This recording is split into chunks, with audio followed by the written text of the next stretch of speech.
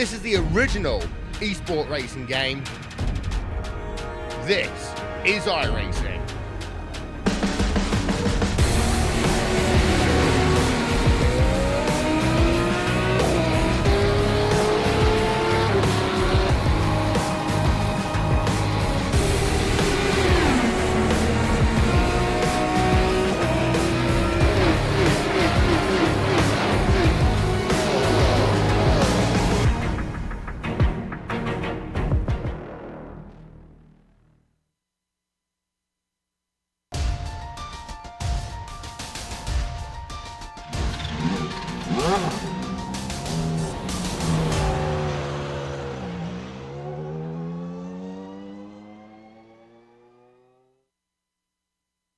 Rob Olenek is tantalizingly close. Though it is possible for Thiel and Trancray to overtake him in the points, the odds are stacked against them. But all three of these drivers will not be able to count the proverbial chickens until they see the checkered flag, especially at this circuit. Montreal is notorious for punishing the smallest of mistakes, and races could end unceremoniously without warning. Can Rob hold out to claim his first Lotus 49 championship? We'll find out soon as we get ready to watch the final round of the Lotus 49 Grand Prix Legends Series, and you'll see it all live here on the Global Sim Racing channel and the iRacing Esports Network.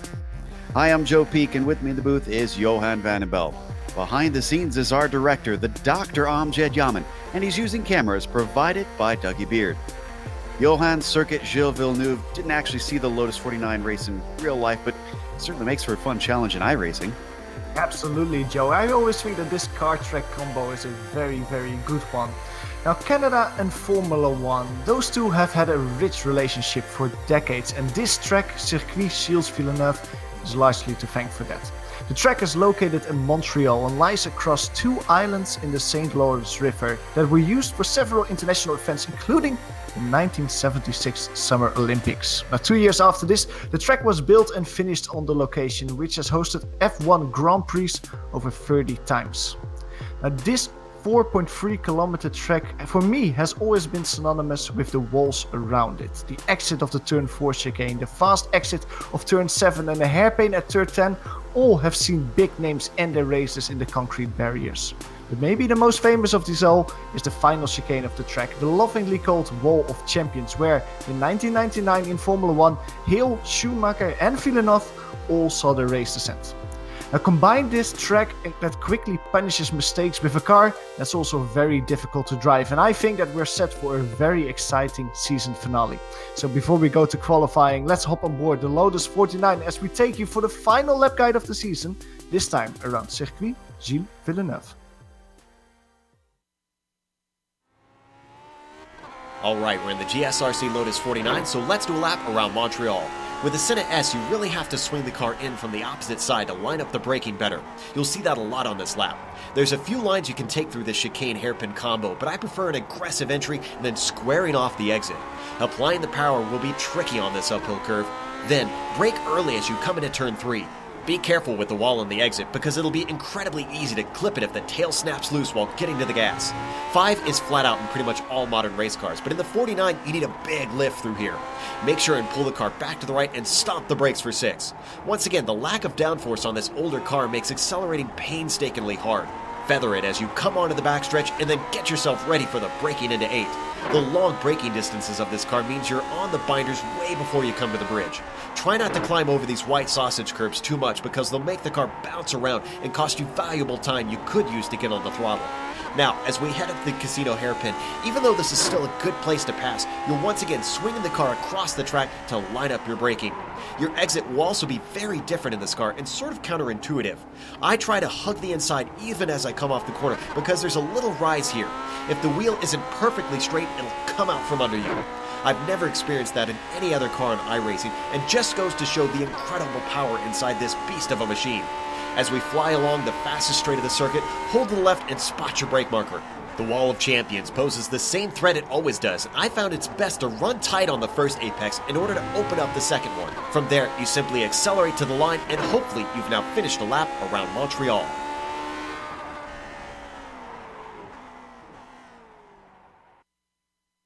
You see a lap around Montreal as the cars get warmed up here and get ready for qualifying. Let's take a glance at that championship just to give you the specifics on how everything sits. We've glossed over a little bit, but 21 points doesn't tell the whole story there between first and second. Teal having jumped up a position. So did Trankert. That's because McClarich has not been able to show up for these final rounds, so he is out of contention for the championship. Now, the drop points will make the difference. So it is actually 31 points that Gary Teal has to score to have a chance at the victory. Here's where it gets even more complicated. Tiebreakers tend to be won by who wins the most races. Well, Olenik's only won one race.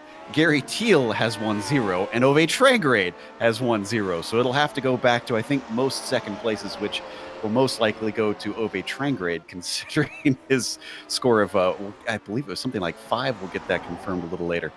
Let's go to the F2 points. How is that is actually just as tight from what you were telling me before the race.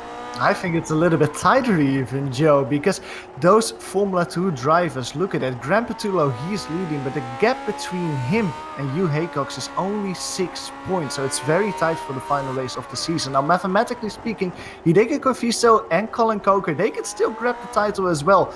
But being 36 and 41 points behind respectively, they need some chaos on the track to be able to seal the deal. Most likely those drivers will look behind them.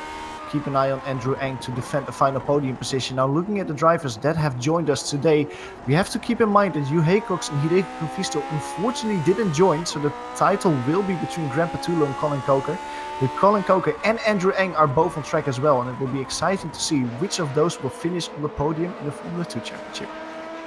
Of course, they have a Constructors Championship in this series, but unlike modern F1, they do it like they did back in '67.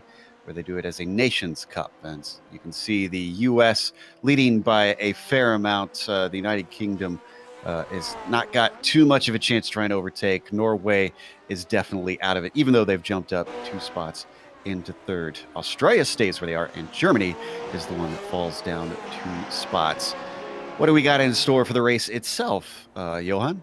Yeah, quickly, most people will of course know by now that this is the final race of our 12-round championship. 2 drop weeks. We already talked about that in the championship, which means that the 2 worst results of each driver will be removed. The race distance today around this 4.3 kilometer track will be 22 laps with open setups. The points they pay out to 25th position, with 50 points going to the victor.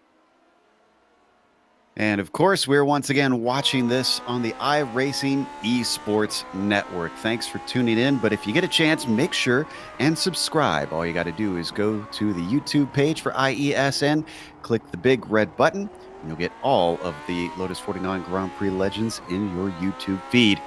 Qualifying has already got some laps in. Joni Kajanen is currently on the pole. Roman Pawlowski, one of the few other drivers to get a win so far this season, is currently sitting on the outside of the front row. And then there's our championship leader, Rob Olenek, who is in third.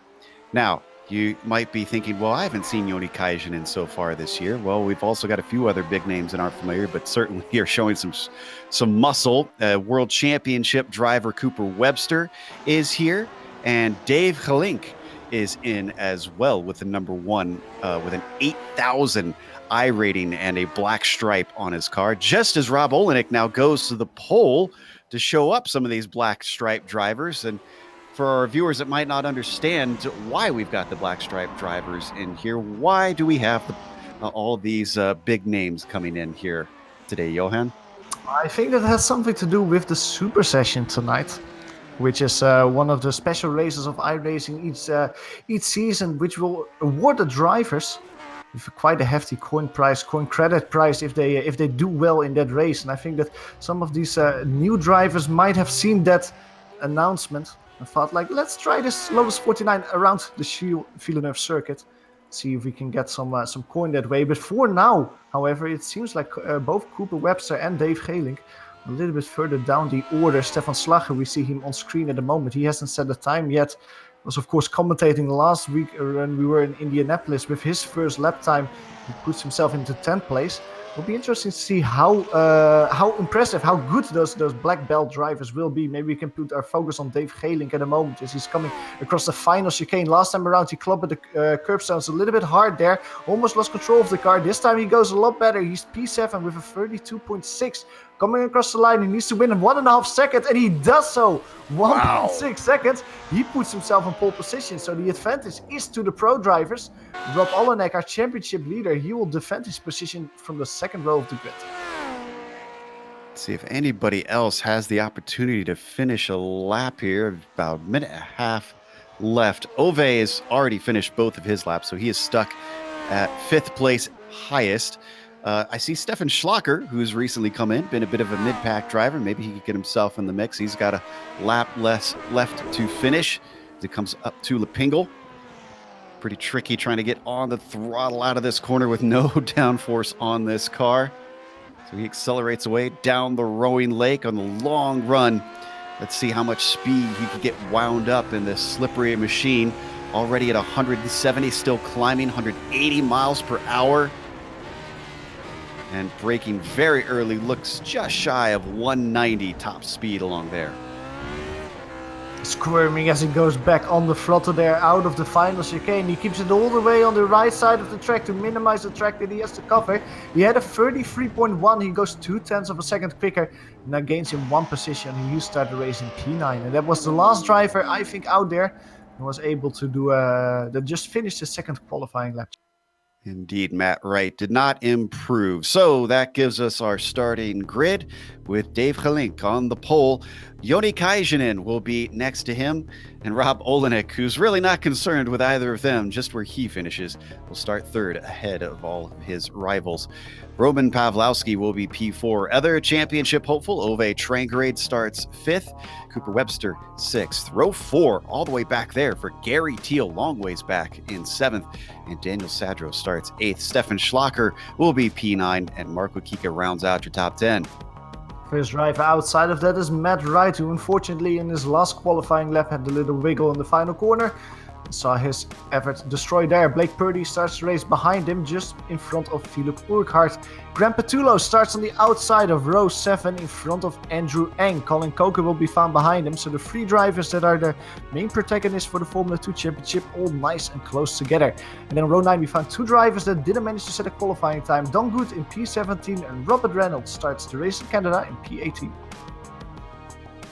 Obviously, a decent field. Good to see, considering we've got a lot of people competing also in the 24 Hours of Le Mans for iRacing this weekend, which has just started itself. So all of our classic vintage cars lining up on the grid here in Canada. And interestingly enough, the French-speaking area of Montreal.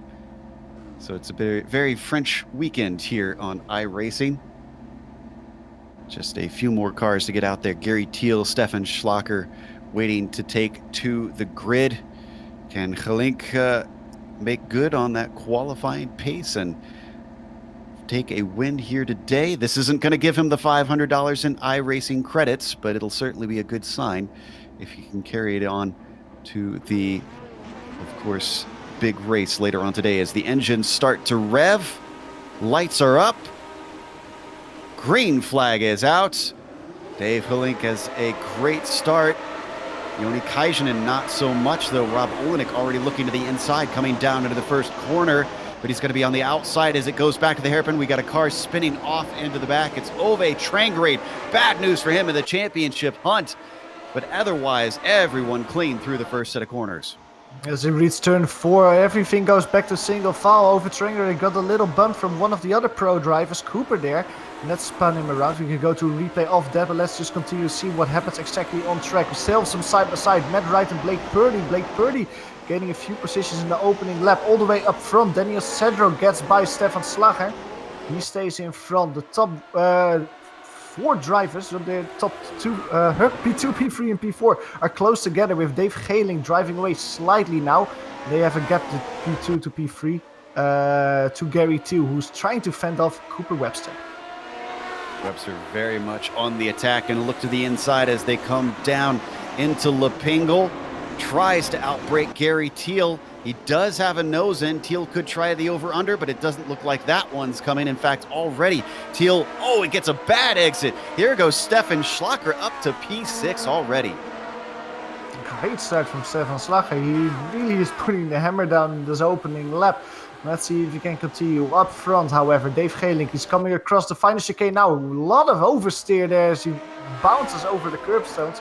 That might give the opportunity to Joni Kaisinen to close down the gap a little bit. The gap between those two drivers at the moment is around 0.6 of a second. Finn is trying to close down. Dave Gelink has a huge moment there into the first corner. That cut catches up everyone behind him. Rob Olenek is now very close as well. And Roman Pawlowski, he loses connection slightly to the podium. But he's still right in the mix there. Now, I'm not sure if there was contact with the wall or another car, but Gary Teal and Purdy both came into the pits. Purdy's been in and out, but Teal... and Over Triangulate is out. Stationed. Yeah, big crash happened behind there. Over Triangulate was involved in that. Marco Kika was involved in that. Grandpa Tulo was involved in that. A lot of drivers there. We go to replay. I don't know with who we are on board at the beginning. Focus on what happened with Over Triangulate. You can actually see that what happened was just in front of Over Triangulate. It was right on the apex of turn 2. In front of them there was an overtaking, it was maybe a little bit too late braking of Grandpa Tulo, who rear-ended into Marco Kika, and then Over Triangulate was involved in that. Lost his nose, so he had some damage because of that. Actually took a total to the pits. Yeah, go on board with him. You can see it happening in front. Grandpa Tulo just bunches up, doesn't expect the car in front to brake as much as he did. Over Triangulate couldn't avoid that. I get the sense that maybe he touched the suspension just right, that unfortunately it gave him a meatball. You could see our front driver is still being led by Dave. Kaisinen giving chase. Olenek, current championship leader, sits in third, and Pawlowski in fourth. Now, with both Trangrade and Teal out early, this practically hands the championship to Rob, but it is, of course, not guaranteed because points are given all the way down to 25th. However, Gary Teal will need to finish 6th or higher. That looks highly unlikely at this point. Yeah, I think so as well. At this moment, Rob Olenek just kind of has to focus on his own race and make sure that he brings it to the finish, because if he does, that championship will surely be his. Now, at the moment, he's actually losing connection to Joni Kaisinen a little bit. And look at Roman Pawlowski. He's just showing left and right himself in the mirrors of Rob Olenek, trying to put the car in front a bit under pressure. That seems to be working as they go towards Le Pigal at the moment. It's just 2 car lengths between these drivers. Down into the hairpin. No attempt this time from Roman. And you're right, they are definitely losing touch with about 1.5 seconds up to Kaisinen. So as they give chase down the rowing lake, both of these drivers, Pawlowski and Olenek, have to be thinking, even with Michelle and Mick gone, what does it take to get a win in this series? They come through the wall of champions, everybody clean this time, but still being led by Dave Gelink. Yeah, Dave Gelink is really fanning off Joni Kaisinen, and he's staying with him, Joni. He's not driving away, Dave, but Joni is just not close enough to try and take an overtaking opportunity to get that lead position. Roman Pawlowski at the same time behind just cannot put it side by side with Rob Olenek. There's a lot of battles happening at the moment, however. Another one, for example, is for P8, Philip Urquhart and Matt Wright. Just had a nice overtaking maneuver from Philip Urquhart. We don't have to go to a replay of that, but he got by Matt Wright. Now elevates himself to P8. Nicely done. And worth mentioning as well that we've got still 16 drivers running here today. Teal did get back out there. Kika has retired. Trangrade's still in the pits. Sorry, Marco Kika is the first victim of the Wall of Champions, it seems like. Last time around, he was defending from Grandpa Tulo behind him. There was the battle for P11. Just cutting the final chicane. He went too hard over that, launched himself into the wall, and that's the race over for the Finn. So we come back up to the front of the field. Kaisinen starting to lose touch with Dave as well. He's back about half a second. Although he's keeping him honest, both of them coming swiftly through that final chicane. Still can't find anything through there. The top drivers spread apart. You can see back in 5th. We can't forget Cooper Webster, the other black stripe driver, still holding on, but he's a whole nearly 3 seconds back from the top 4. Yeah, and the pace that Cooper is showing at the moment is just not comparable with the drivers up front. He's around a second per lap slower than Dave, so the gap between him and P1 is just growing ever more and more. Even to Roman Pawlowski and Rob Olenek, he's almost losing a second per lap, so Cooper really has to try to find a little bit more pace if he wants to catch up back to the people in front and have 5 or podium position today. Honestly, the closest fight we've got is just what you see there on the edges of your screen for 3rd place. Olenek and Pawlowski, 2 of our regular runners in this series, breaking down into turn 8. Still, Roman hasn't poked his nose out too much. From my experience, it seems like this car is surprisingly tough to pass around here, Johan. Well, just saw a pass a little bit further down the field. Let's go back maybe to a replay of that. It was the battle for P12, Colin Coker versus Blake Purdy. Blake Purdy had a beautiful overtaking maneuver out of turn 2. Colin Coker just outbraked himself a little bit in turn 1. And when you outbrake yourself there, you lose all the momentum in the next couple of corners. You can see him going wide here on board from Blake Purdy, just crossing beautifully under it, having a little wiggle there on the run down towards the turn 3-4 chicane, but he gets by him. That's a great overtaking maneuver from Blake Purdy. So like you say, Joe, it is difficult to make overtaking maneuvers here sometimes, but some of the drivers are succeeding in it, just punishing mistakes, as we see almost an overtaking maneuver for P3 there. Roman Pawlowski with a late move on Rob Olenek, but Rob Olenek didn't get scared or whatever. He didn't make a mistake. He was very cool just defending that move from Roman Pawlowski behind him. I have to imagine by this point, Rob should have seen that Ove was sitting, or is sitting in the pit still, and that Gary Teal is well down the order. So, I mean, if you're Rob and you're being pressured this much, is it worth just handing the spot over just to ensure you finish, or knowing that, do you think that he's done the math, knowing that he actually can risk the position? Because at this point, even no matter where he finishes, he's got the championship. Yeah, we calculated that he has to finish in the top 6 or something like that to grab the deal.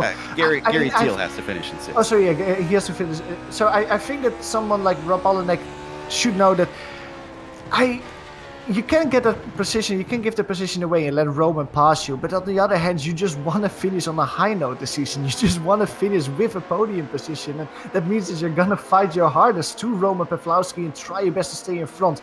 Trying to stay in front happens as well for P1, as Dave Gelink is under a lot of pressure from Joni Kaisinen, who's on the inside as they go towards the final chicane. They're side by side going into the corner, but Joni Kaisinen gets by him. That's a beautiful move there from the Finn. He gets that P1 position. Dave Gelink tries to fight back immediately over the start-finish straight. He's very close there, but he goes a little bit earlier on the brakes. Cannot get by as they reach the turn 1, turn 2 section. They have to slot in single file again. And let's see now if Dave Gelink can, well, drive the same pace as Joni in front of him can. If he can follow the Finn and put him under pressure the next time they come around the final set of corners.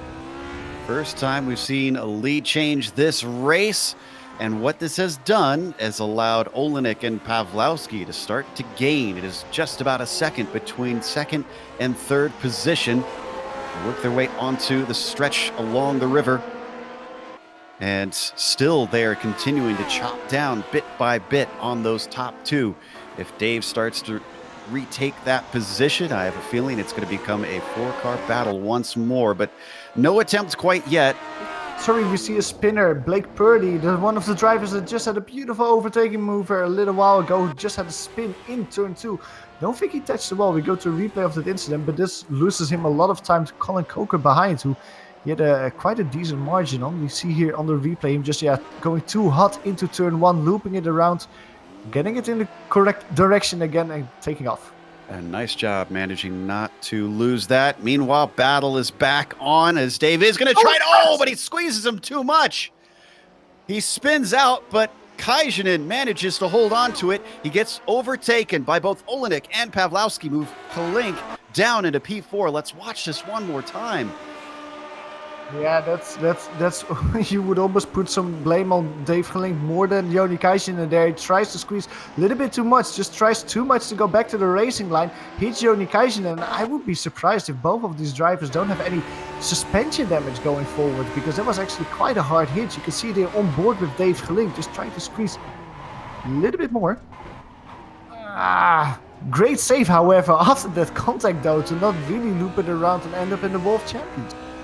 Hopefully he didn't damage the suspension with that contact. You'd see is pretty much these top four all alone. Cooper Webster nowhere near close enough to take advantage of all that action.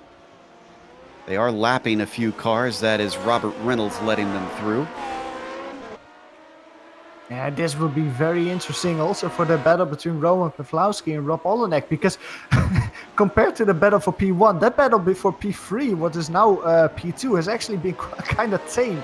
And let's see if Roman Pawlowski and Rob Olenek can put some pressure on maybe a slightly damaged Joni Kaisen, or if they have to defend from Dave Gelink very soon. We can see Roman Pawlowski with a great exit out of the hairpin now on the inside of Rob Olenek. This is the best run that he has so far in this race.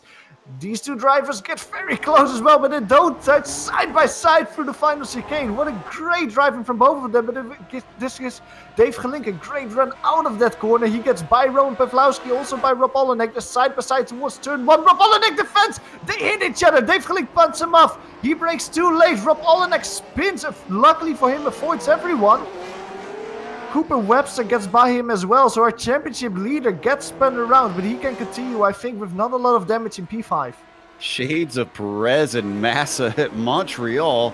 A little bit of a late defensive move caught Gelink out a little bit, I'd say, and unfortunately, Olenek gets slots into P5 because of it. You can see, thankfully, did not spin back onto the track. Yeah, very, very, very unfortunate from Rob Olenek. It was maybe a late move to try and defend of it, but Dave Gelink also let off the gas a little bit. So I think that Rob just thought he was clear and wanted to cover the dive bomb. But when Dave Gelink went on the brakes, there was nothing really that he could do to avoid Rob Olenek anymore. And let's just say, luckily for Rob Olenek, that he can still continue and doesn't have a lot of damage, it seems like. Well, and more developments. Roman Pawlowski has wrecked out. Oh, just a touch to the inside of turn 5 and was in a precarious position. Thankfully towed. Cooper Webster was able to avoid him, and that moves Cooper up to P3.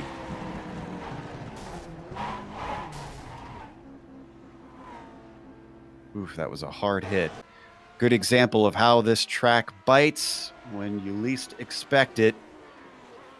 Well, this brings Olenek back up to 4th once again. And now, how about this? Stefan Schlacker, who started this race in 9th, has been promoted to 5th position with all the chaos in front of him. The most interesting thing is that Stefan barely has seen any other car on track today. He has just profited from all the mistakes that other people are making, just keeping it between the white lines, and that's just bringing him everything today. He's the 11th driver in this field, iRating wise. Dequalified in P9 and is now driving around to P5. And this is one of the things that we were talking about before the broadcast, Joe. It is going to be an exciting race no matter what until all 22 laps are completed because of mistakes that you just saw Roman Pawlowski make. The walls are always so close to this track, and no matter which lap it is, there's always the threat of a driver making a mistake and just ruining this race. Even though he is not under pressure or whatever, the walls are always so close that you can just end up there and finish and retire. Well, in the last 5 laps, we've seen all of the top 5 positions change hands. So why don't let's shake the Etch-a-Sketch and reset here and get you up to speed. Joni Kaisen is back out front, leading once again. Dave Gelink is now in 2nd place, recovering after a number of drivers have wrecked in front of him. Cooper Webster now promoted to 3rd place through all of that, even though he's been sitting in P5 for much of this competition so far. Rob Olenek now down to 4th, but still, as things sit, Rob will be your season champion in the points. And then Stefan Schlacker, newcomer in the top 5 and newcomer in the series, really, you can say, currently sitting with number 11 on his car, but going to be gaining a decent amount of iRating if he can finish here. Now, just looking at the pace of those 5 drivers that we just mentioned, Joni Kaisen and Dave Gelink, the gap between those 2 drivers has grown to around 1.5 seconds. But I have to say, Dave Gelink last time around actually was quite a bit quicker than the Finn in front of him, around 0.3 of a second. So let's see if Dave can actually keep that pace up. He was really close to his personal best lap time of this race. And if he can keep that pace up, he's putting a lot of risk in this driving, I have to say. Dave Gelink sliding through that chicane just now. The turn 9 to 10 chicane. But if you can keep this kind of pace up, you will put Joni Kaisen under pressure for P1 before the race is over. It's not the only driver that's making inroads on the cars ahead. Gary Teal, who we said did rejoin the race, has now gotten back up to 12th, but he's got about 4.5 seconds up to Blake Purdy. The thing is, he's about a second faster every lap than the number 9 car. So I get the feeling that Gary's at least going to be able to get up to 11th, and it's not far to the next car, Andrew Ang. From there, he's got a huge gap. And again, to have any chance at taking the championship, Teal has to take 6. Urquhart, is out of the race after having a monster accident down into Lapingle. This is a solo incident. Wow, and it actually doesn't even look like such a hard crash there. It's just at the last moment of slowing that car down, he lost control and basically rode himself up the wall and just flipped it. You can see it here. Everything seems like peachy, to be honest, on the run down towards the hairpin. Gets it lined up, slows the car down normally, but then in the last moment he snaps to the left, runs up against the wall, turns himself upside down, and that's the race over for the UK and I driver. That's a shame because he was doing well in P8. This means that drivers like Grant Patullo are now promoted 1 position up. Grant Patullo is now in P8. That's a good result for him. Same for Blake Purdy, who's now under a lot of... who just got by Andrew Ang as well.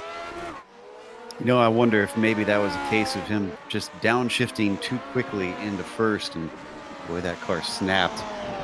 So as we come back to the number 9 of Blake Purdy, now in 9th place. That's Andrew Ang behind him, very close. Just having recently taken that, Gary Teal's now within 2.7 seconds of both of these drivers and closing. Teal now promoted to 11th because of Phillips' problems.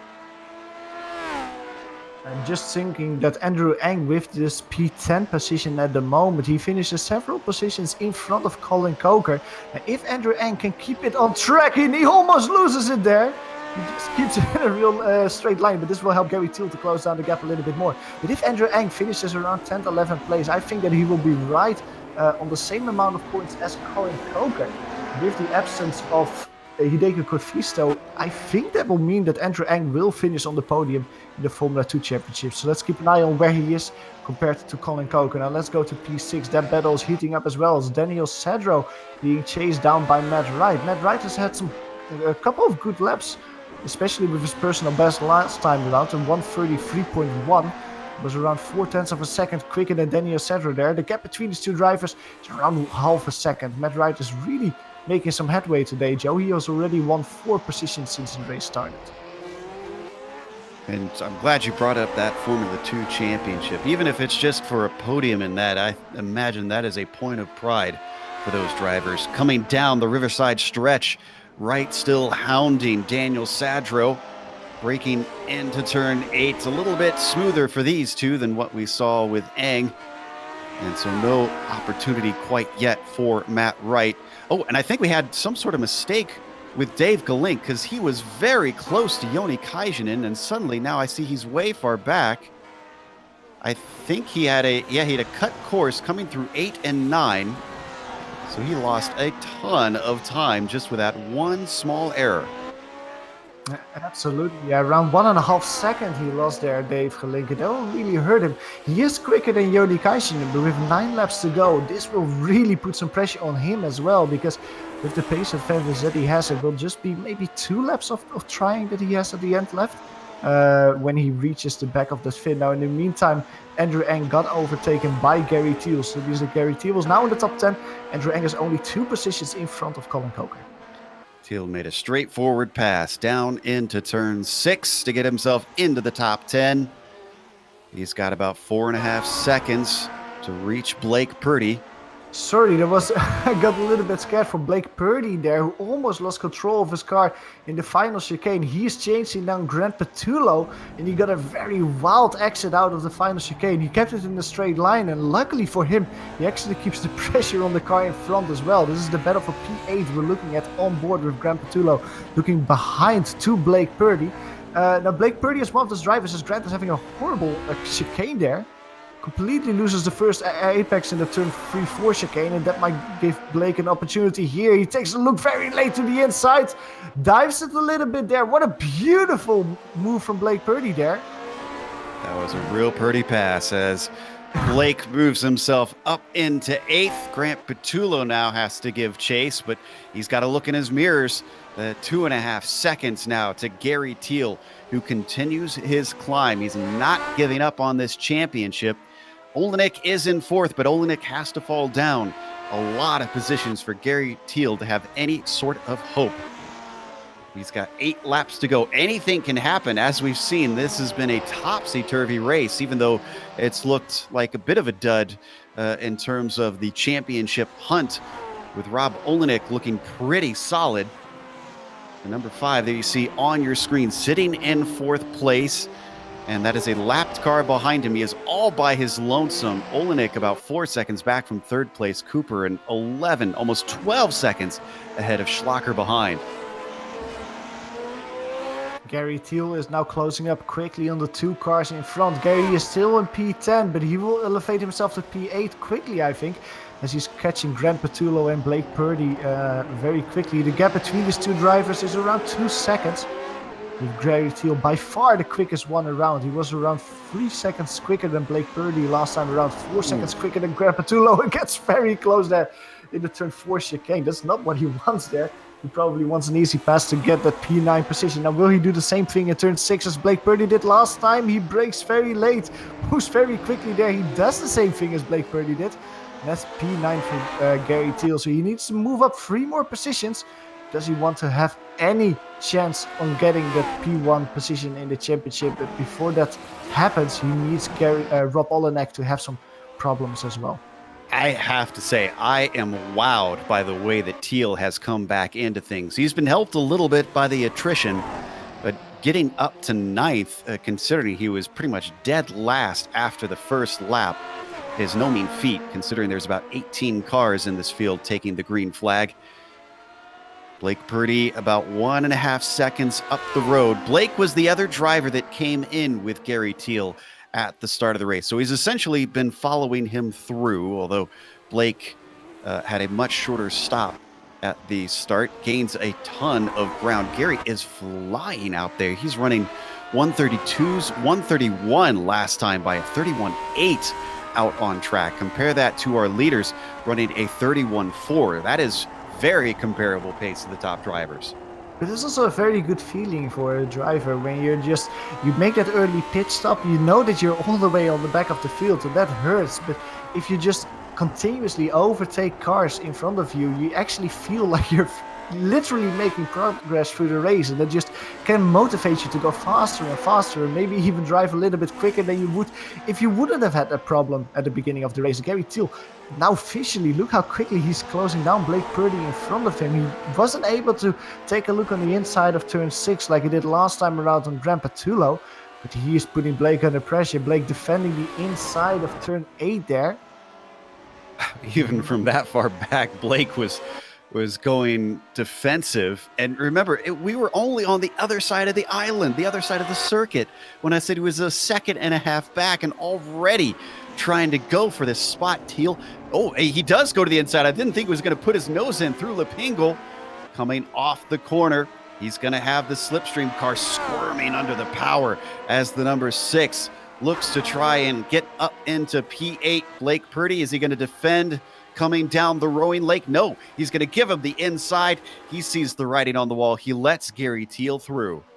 Yeah, Black Birdie probably knew that there was no no effort lost there to try and stay in front of Gary Thiel there. He knew that Gary Thiel was a lot quicker, so he relegates one position to P9.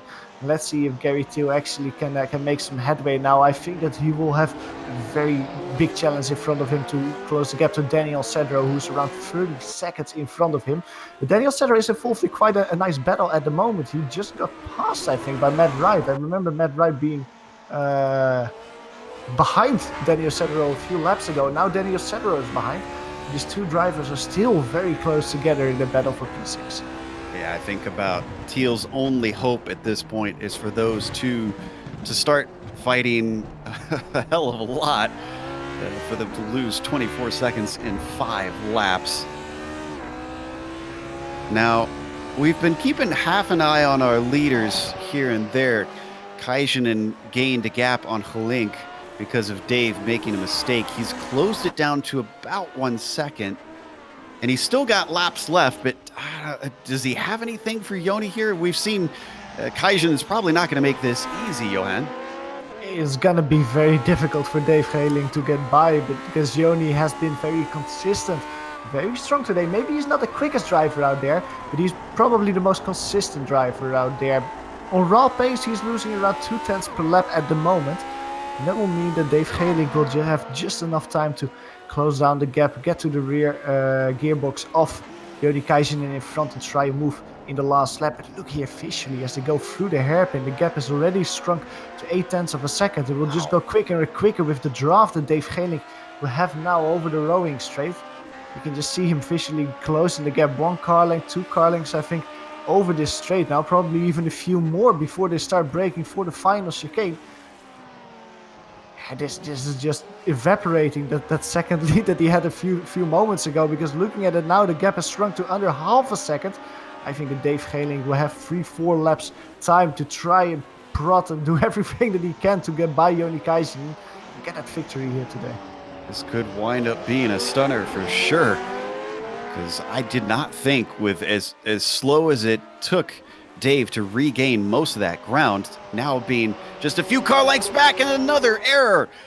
Dave saves it and keeps it out of the wall, but all that progress in just half a lap goes back in one corner. 0.8 of a second now to try and make up. He certainly seems strong on the latter part of the circuit.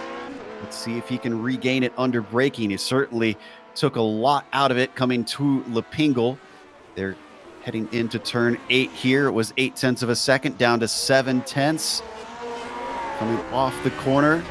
Certainly seems to be under braking 0.6 of a second. Whew. Coming into the corners, Dave is looking monstrous. He looks so incredibly quick, but at the same time he takes so many risks, and you could see it a few corners ago when those risks pay out in time gained, but also means that sometimes you just lose a bunch of time because you get a little bit too sideways or maybe cut a corner. Now over the straight again, over the back straight towards the chicane. The gap between them last time around was 0.4 of a second. Under braking, it's less than 0.4 of a second. He is closing in more and more through past the wall of champions there. I think Dave Geling, he really has to win a little bit more before he can put real pressure on Joni Kaijinen, and he can see the blue car getting bigger and bigger in his rearview mirror.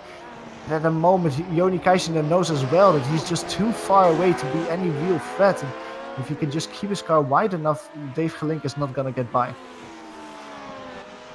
So with those two remaining close, let's stay with this on screen, but just to update you for the championship situation. Olenek remains in 4th. Nothing's changed there. Thiel's actually chopped it down to 18 seconds. Now, this is probably too little too late, but he is coming fast for Daniel Cedro and Matt Wright to get himself into that 6th position. Again, that does not seal the championship. It only gives him the possibility of being able to take the championship. So it is still does not mean that he will be able to move into 1st. He has to beat Rob Olenek and hope that Olenek does not score points. Just Gary Thiel is winning a lot of time, but it's also because Daniel Cedro lost quite a bit of time in traffic. He had to go by Robert Reynolds and Colin Coker a few laps ago, and that just meant that he was around 3 seconds per lap slower.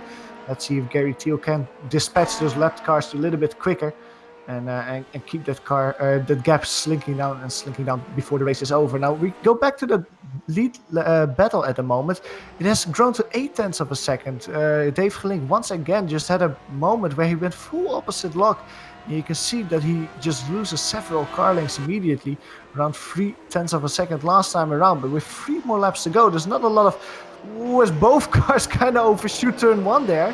There's nothing lost, nothing gained for either of them. But there's not a lot of opportunities left for Dave Gelink if he just cannot get those mistakes to go away. If he keeps making those, he will get closer every time again, but just will never be able to actually close it down so he can make a move in the end. Certainly needs to try and clean up his act, but it is a Scandinavian battle here. Finland versus the Netherlands. Dave looking strong coming out of turn 7. He's got it back down to 0.4 of a second. Once again, 2 laps to go, 1.5 laps to go really for these two drivers. And he managed to get through these corners nicely. Ooh, that's looking much, much better. He is now only 2 car lengths behind. Dave Gelink hunting down Joni Kaisunen. Oh, and he almost gets into the back of him coming into Lepingle. But he still manages to get the good run off the corner. They're coming down the rowing lake. Last time they were this close on this portion of the class, they got too close. They came together. It's a defensive move to the inside for Joni Kaisunen. He's got the reverse situation where he's able to hold the desired line. Oh, and another bobble coming over the curbs for Dave Gelink. Great driving from Dave. He went way earlier on the brakes there to try and get a good run through the chicane and try to cross basically directly after it. Just didn't pay out. He went too hard over the curb, so he is sliding all the way from turn 1 and turn 2. We have seen that a lot of times. That blue car is just squirming, trying to get the power down. This time again, sliding through that corner, and that's not gaining him anything. Through turn 3, through turn 4. You don't want to hit the wall, and for 22 times they have not done it there. Still very, very close. This corner, turn 6, is a very difficult one. And you can see Dave Gelink under braking, winning several car lengths. But again, under the throttle, he just cannot get it as smoothly down as Joni Kaisunen in front of him. And he immediately wins that 1-2 car lengths back that he lost under braking. Right now, on the run down towards the turn 9, turn 10 chicane, under the bridge. Again, under braking, Dave Gelink is so strong if he doesn't make a mistake. On throttle, he slides slightly more, and that means that over the straight, Joni Kaisunen has just a little bit more extra speed that he needs. Not many opportunities left, and they've got lap traffic in front of him. They touch again! Yeah, sorry, go ahead. He manages to get by, but it's going to be a drag race. He's slightly ahead. Kaisunen moves into the slipstream, coming down the rowing lake. Can he manage to pull something off in the final corner? He's to the inside. They come up to the final chicane, deep on the brakes for Dave Gelink. And now it's a run to the finish line, but I don't think that Kaisunen has enough. Dave Gelink takes it today here for the final round. The win goes to the Dutchman. Rounding out the podium is another pro driver, Cooper Webster. We haven't talked about him a lot today.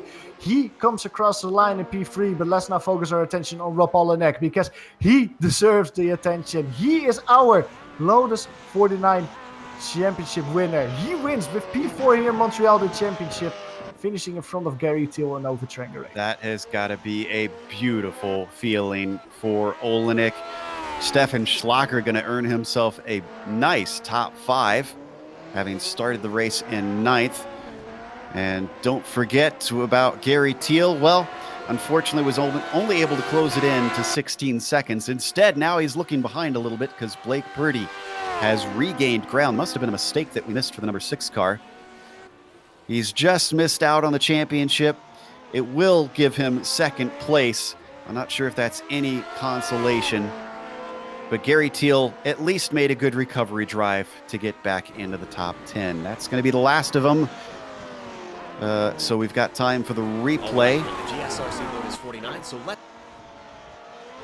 as we take a look down into Lepingle, I was distracted by the lap traffic just as you saw what was happening between them. So I want to get a closer look here to see down into the. Yeah, it just seems to be the same thing that Dave Gelink had several times at other moments in the race, that he just brakes really late, and he was caught out by Joni in front of him, not braking as late as he was. A slight bumper run, I think they called it in oval racing. And that was all that Dave needed to get better traction out of Lepingo and get by him. We go back here to a replay of that incident, just getting closer and closer. And that little bump just destabilizes the car of Joni. Means that he cannot get the power down as smoothly. And yeah, that's all that Dave needed to get that position. Good defending from him as well as they went towards the final chicane. But that was all that he needed, Dave, to win here. And he actually said in chat after the race that his car was all over the place. So maybe in the interviews we can ask him about what happened exactly. Yeah, hopefully we'll be able to hear from both sides on that monumentous battle. Let's take a quick break, though. Before we get to that, we'll come back with the official results as well as driver interviews. On screen, you'll see all the upcoming races here on the GSRC.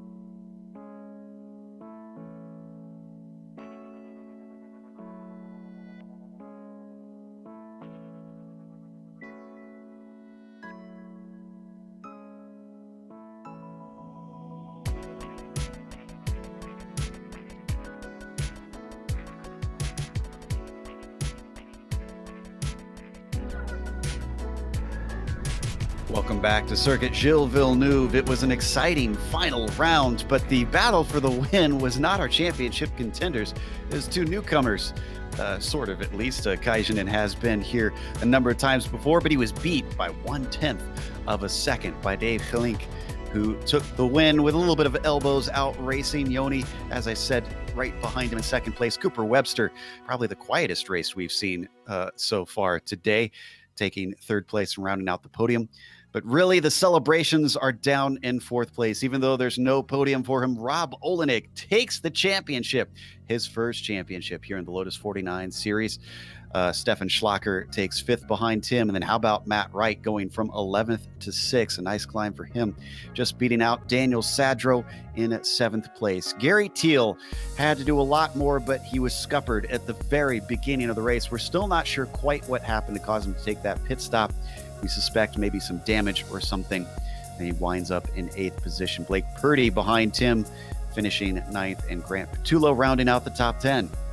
Andrew Ang is the first driver outside of the top 10. He finishes P11, 1 lap down in front of Don Good and Colin Coker. Now this means, I think if I calculated correctly, that Andrew Ang will finish in P3 in the Formula 2 Championship, just in front of Colin Coker, just overtaking him in the last round of the championship. Ronald Reynolds, he is the last driver finishing the race and actually seeing the checkered flag in P14.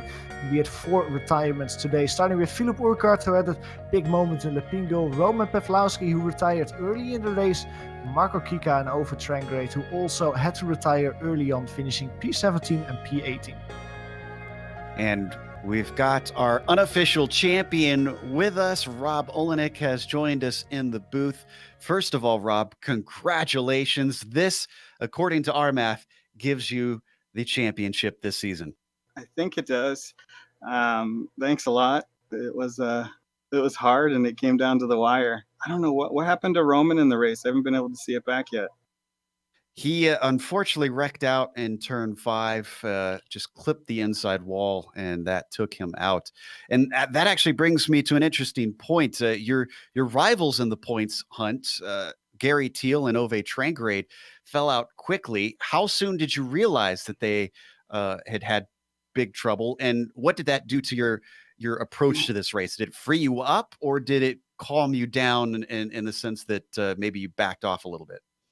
I wasn't paying attention to it in the beginning when it all happened. I only looked at it later in the race. I was really I was trying to race hard but safe, up with the guys in the front. And I don't know, what did they just fall off, or did something actually happen to them too? I don't even know. Well, we do know what happened to Ove Trangrade. He unfortunately got involved in an incident in the first couple laps that we think damaged his suspension. We're not entirely sure what happened to Gary, because he suddenly pitted and we didn't see any contact, but there always could have been in the early stages. This has been a bit of a weird season, obviously, with Mick having to step away. That certainly helped, but only one victory to take the championship. Does this feel a little bit like Formula One circa 1982 with Keke Rosberg taking the championship with 1 win? I don't know that, but I think that's probably the only way I'm going to win one of these championships, is have some stuff kind of go my way. I don't have the fastest pace. Generally I try and, just finish consistently and well. This car is harder than most to not have crashes and incidents. This is the first race I actually finished this week, so I got kind of lucky. But that's too bad with Gary. He definitely had really good pace this week. He was in front of me in the other 2 races we did so far. That is a shame for him, but you gotta make it happen where it counts. And speaking of making it happen where it counts, you may have noticed we had some black stripe drivers in this week.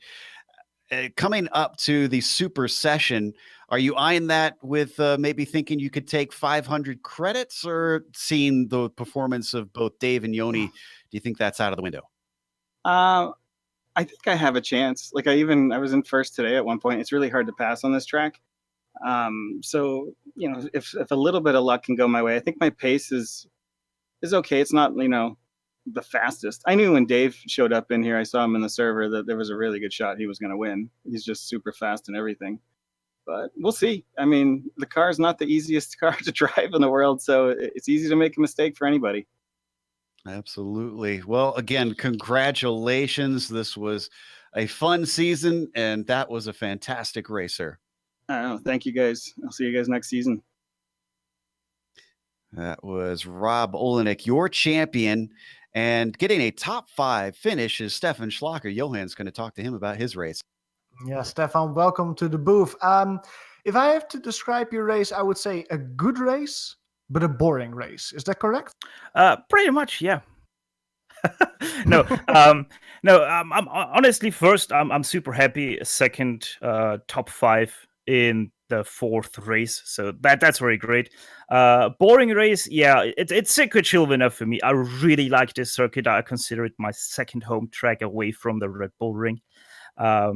And I'm always performing quite well. So today I was just outperforming my normal competitors. And yeah, it's just what happens here at Villenuve. Either you're fast or you're not. But you actually have a very good result as well. Like you mentioned, your second top 5. What's really your secret, so to speak? You qualify in P9, that's a little bit in the middle of the pack, but in the final races in Road America and here as well, you just managed to bring yourself all the way forward. Is it just you are able to really be consistent in the race and just win a lot of positions like that? Or what is it else? Well, first of all, I'm super consistent in race trim. Like, I think my slowest lap was just a second or 8/10 slower than my fastest lap, so that plays in. And then my qualifying, I lagged there, so it always makes for an exciting start for me. Like today, I gained like 3 positions again, actually 4 positions in total, because 2 guys wrecked out. But it's just like that. If I can get into the rhythm, I'm gonna be strong. I'm gonna be quite fast. I'm gonna be consistent. I'm just gonna do my stuff. But if I get the qualifying bad, then I will have to work for it, and that's really the reason where my racing comes from, because I have to get good. I have to be fast in the race to get up back again to make up for my lackluster performance in qualifying. Fair enough. Well, you came into this championship in the butt end of the season. You participated in the final races there. Are you coming back next season? And if so, what are your goals for next season? Because you have the consistency, at least, I would say, to aim for a top 5. Yeah, that is my point. At least a top 5.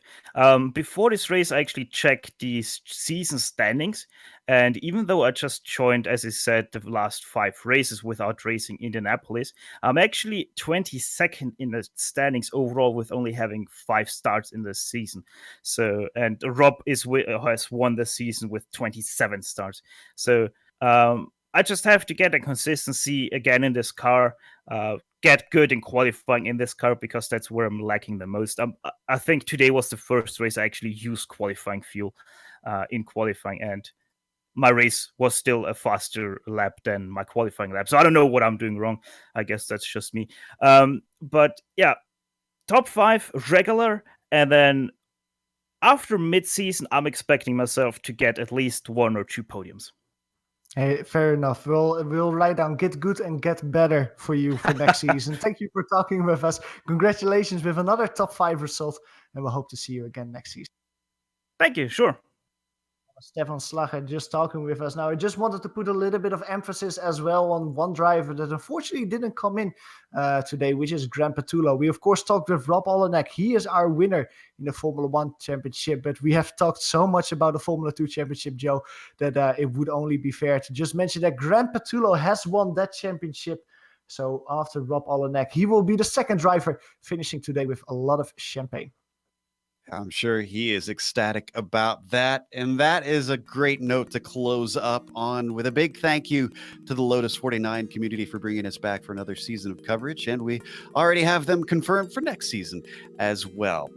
Thanks goes out to iRacing for putting us on IESN. Make sure and subscribe when you get the opportunity. Go to their YouTube page, click the big red button, and get all of the Lotus 49 Grand Prix Legend Series in your YouTube feed. Thanks to the companies that provide the software and hardware for our broadcast. They're listed here on your screen. In addition, with a big thank you to June Lalonde, who provides our wonderful music. See the screen for how to get a hold of more of her great work. Thanks to the team today, Johan, Amjad, and Dougie. If you'd like to find out more about GSRC, including upcoming races, you can find it at the globalsimracingchannel.com, or you can check out our social media on Twitter at GSR Channel, Facebook at Global Sim Racing Channel, and Instagram at GSRC_Graham. Next season, we will kick off at Le Mans. So that's going to be 2 weeks from now. Make sure and pay attention to that. We're going to week 13 next week. That'll be Saturday, June 15th, when we come back at 9:30 a.m. Eastern. We also have upcoming races for other series listed on the screen, so check those out and mark them down on your calendar. But until next time, race clean, race hard. We'll see you on the track.